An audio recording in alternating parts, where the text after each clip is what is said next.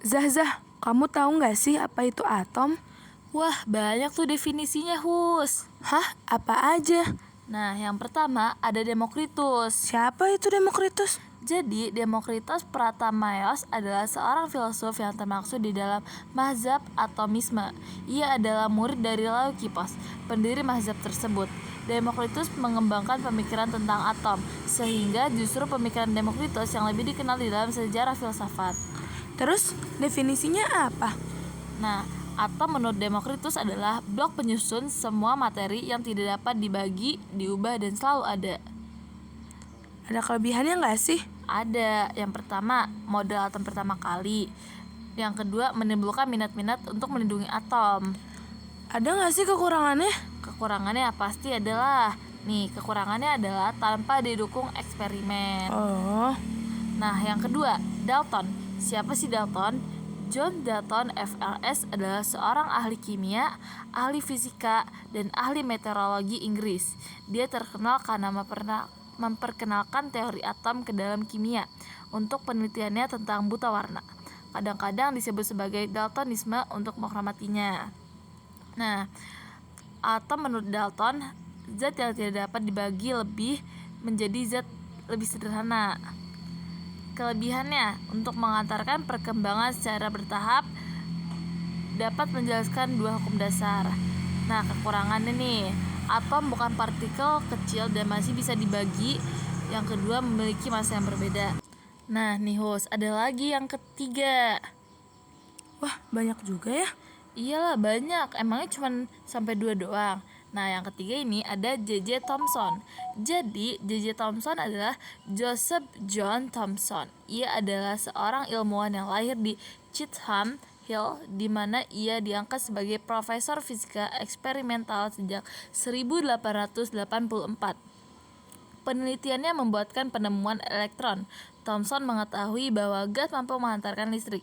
Ia menjadi perintis ilmu fisika nuklir. Nah, jadi atom menurut J.J. Thomson adalah menitik beratkan pada atom sebagai bola masif bermuatan positif yang di dalamnya tersebar elektron, sehingga keseluruhannya bersifat netral. Kelebihan atom menurut J.J. Thomson adalah 1. Membuktikan keberadaan partikel bermuatan negatif, partikel subatomik elektron. Nah, kekurangannya adalah belum memastikan susunan muatan positif dan elektron dalam atom. Oh, gitu ya Zah. Iya, Hus. Tapi nih, Hus, aku cuma baru 3 doang sih. Setelahnya aku nggak tahu lagi. Kamu tahu nggak, Hus? Tahu sih. Aku lanjutin ya. Jadi yang keempat ada Rutherford. Siapa sih Rutherford?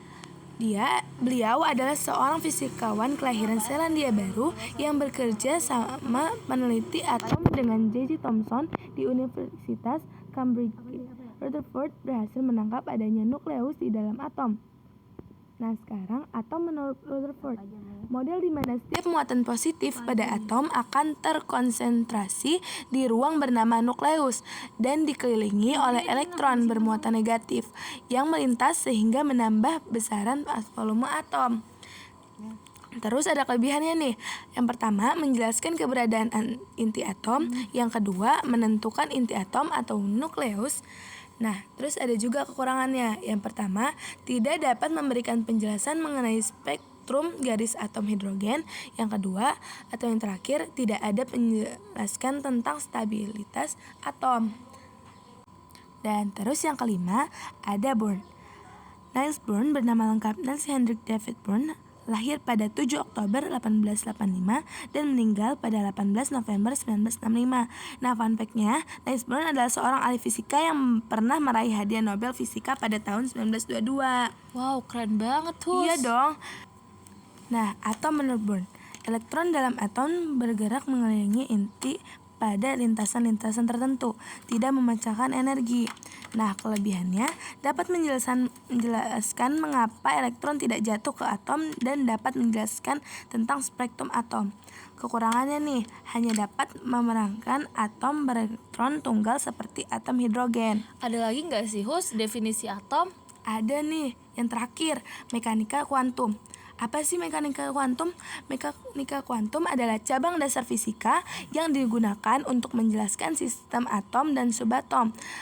Konsep mekanik kuantum digunakan untuk menggantikan mekanik klasik. Mekanik kuantum berada dalam superposisi kuantum sehingga tidak bersesuaian dengan fisika klasik. Nah, atom menurut mekanika kuantum. Model atom mekanik kuantum menyatakan bahwa elektron dapat ditemukan berada pada orbital, namun posisinya tidak dapat ditemukan dengan pasti. Penumpamannya adalah balapan mobil. Inti atom dan muatan negatif adalah bagian tengah sirkuit dan juga pit stop yang ada di bagian tengahnya.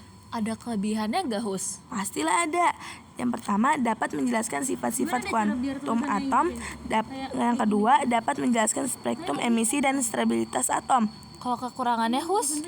Yang pertama, sulit diintegrasikan secara visual. Yang kedua, sulit diukur secara langsung. Gitu, Zah. Oh gitu, baik juga ya. Aku cuma tahu 3 doang sih. Nah, kita kan udah sama-sama ngerti nih, Zah. Gimana nih teman-teman? Udah pada ngerti belum? Udah dong. Ya udah deh, itu aja dari kita. Makasih ya teman-teman udah dengerin dan nonton video kita. Sekian dari kami, terima kasih.